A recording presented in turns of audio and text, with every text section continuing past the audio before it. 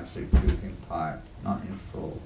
Bhagavan realization is full realization of the Lord in all of his various features. The sunshine, the sun disk, and the inner affairs of the sun planet can't be separated from one another, and yet the students of the three different phases are not in the same category. The Sanskrit word Bhagavan is explained by the great authority Parashara Muni, the father of Srila Vyasadeva. Those who don't know, doesn't mean very much. Parashara Muni, the son of Vyasadeva, is said to be the author of most of the Vedic or ancient scriptures of what we now call India. And his father is named Parashi, who is also a great scholar and a Muni. Muni means like that one is very intelligent, very expert at understanding and analyzing things. Very learned persons. The Supreme Personality who possesses, what is the definition of Bhagavan? The possessor of all opulences, all qualities. The Supreme Personality of Godhead who possesses all riches. So this is one of the qualities of God. And we're trying to imitate him, no doubt. But we're not very good at it. Try as we may. The one who possesses all riches, all strength, all fame, all beauty, all knowledge, all renunciation is called Bhagavan. There are many persons who are very rich, very powerful, very beautiful, very famous, very learned, and very much detached. But no one can claim that he possesses all riches, all strength entirely. Only Krishna can claim this because he is the Supreme Personality of Godhead. No living entity, including Brahma, Lord Shiva, or Narayana, can possess opulences as fully as Krishna.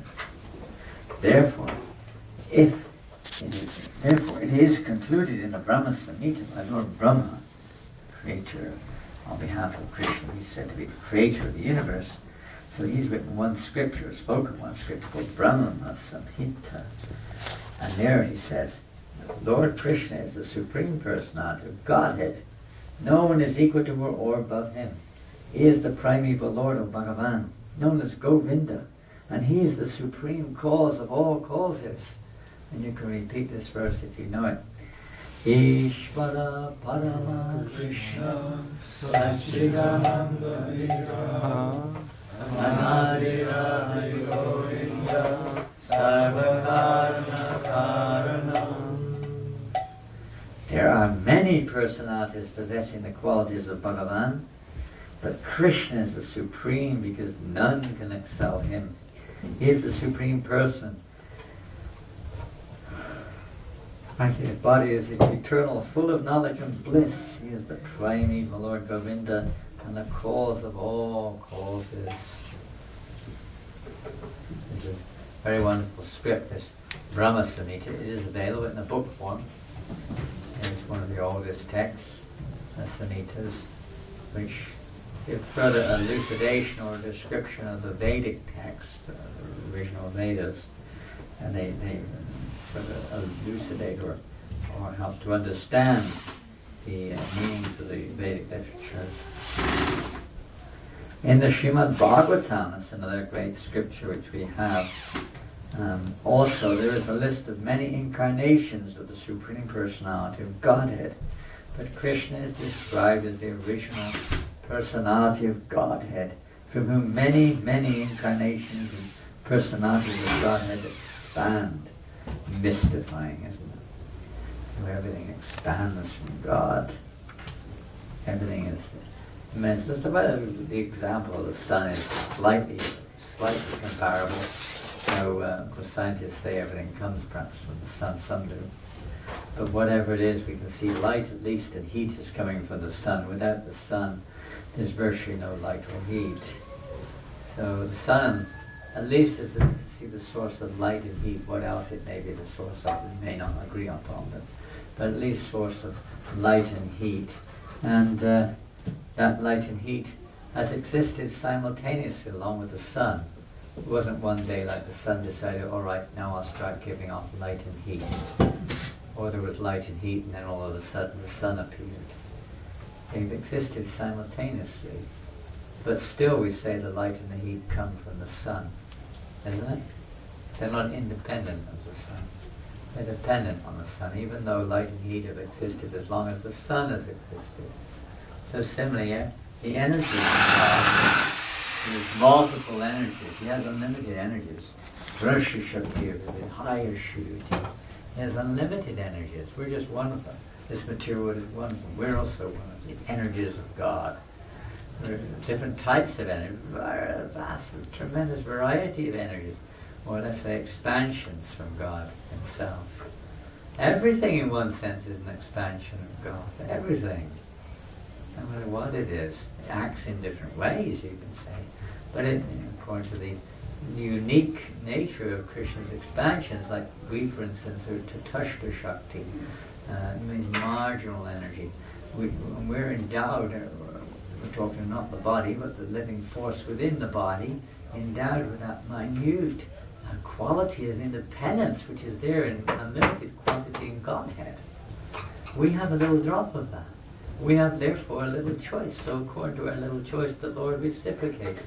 And He's created this material cosmos in order for us to try to fulfill our little independent desires.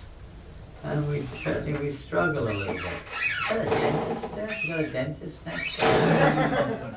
Sounds like the dentist. Who's that in there? Who is that? Vince, is that Vince? Are you doing someone's teeth? Are you drilling teeth back there? I've got a few fillings I think have come out up here. Maybe you can fix them for me. Can you do that? Transcendentalist. Transcendentalist. One of the many transcendentalists. You heard that before? I don't know. Yeah. This is the way it is very transcendental. Transcendental. It's one of the most horrible things in the world, until the real tests come along anyway. And the daily test, the dentist is one of the closest representatives of Yamaraj, I think. I used to think like that when I was a kid, Carry on, Vince. It's actually Prabhupada said that one time he was given a class, and I think Ms. Mukunda was typing loudly. Those days there was the old type was tapping, tap machines, loud noise machines, not these modern computers and stuff. And Prabhupada was asking, what is that? And he said, this is just like kirtan. It's like kirtan, because it's service. We're doing necessary service. Carry on, Captain. Captain Vince. Convinced. We're now convinced. So, so this is, I used to think that when I was a kid, I used to be terrified of the dentist. To me, he was like a representative of, the Lord of Death or something. He was one step away from Yamalok. Terrible experiences of the dentist when I was a kid. Guess we get our impressions. So where are we? We're reading this purport. So Krishna, everything is coming from Krishna. In the Bhagavatam also there's a list of many incarnations.